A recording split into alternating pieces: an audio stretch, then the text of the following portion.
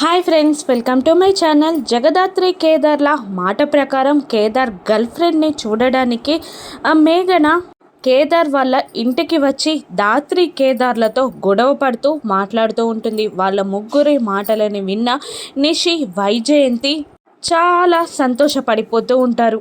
ఇక మేఘన కేదార్ని చూపించు కేదార్, నీ గర్ల్ ఫ్రెండ్ ఎక్కడుందో చూపించు.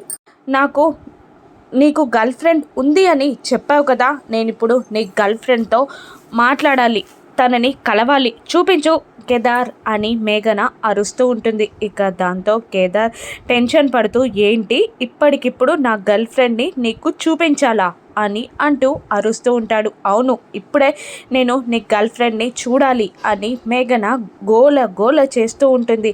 ఇప్పటికిప్పుడు నా గర్ల్ ఫ్రెండ్ని ఇక్కడికి తీసుకురావాలా అని కేదార్ అంటూ ఉండగా జగదాత్రి కూడా, అవును, ఇప్పటికిప్పుడు తనని ఇక్కడికి తీసుకురావడం భావ్యం కాదు, పద్ధతి కూడా కాదు. తను ఎక్కడుందో, ఎవరితో ఉందో, ఎవరితో మాట్లాడుతుందో ఇప్పటికిప్పుడు రమ్మనడం కూడా మంచిది కాదు అని జగదాత్రి కేదార్కి సపోర్ట్ చేస్తూ ఉంటుంది. ఇక నిషిక వాళ్ళని చూస్తూ ఎలాగైనా కేదార్ని మేఘన దగ్గర ఇరికించాలని మేఘన వైపు చూస్తూ నిషి ఇలా అంటుంటుంది. ఇప్పటికిప్పుడు రమ్మనడం మంచిది కాకపోతే కనీసం ఫోన్లో అయినా మాట్లాడించమని చెప్పు మేఘన అని నిషి కేదార్ని మేఘన దగ్గర ఇరికించగానే కేదార్ కోపంగా చూస్తాడు. ఈ నిషికి ఎక్కడ పని లేదు, నన్ను మేఘన దగ్గర ఇరికించింది అని అనుకుంటూ ఉంటాడు మనసులో. ఇక మేఘన నిషి చెప్పిన క్లూ ప్రకారం, అవును, ఇప్పటికిప్పుడే ఫోన్ చేయి, నీ గర్ల్ ఫ్రెండ్కి ఫోన్ చేయి, నేను మాట్లాడాలి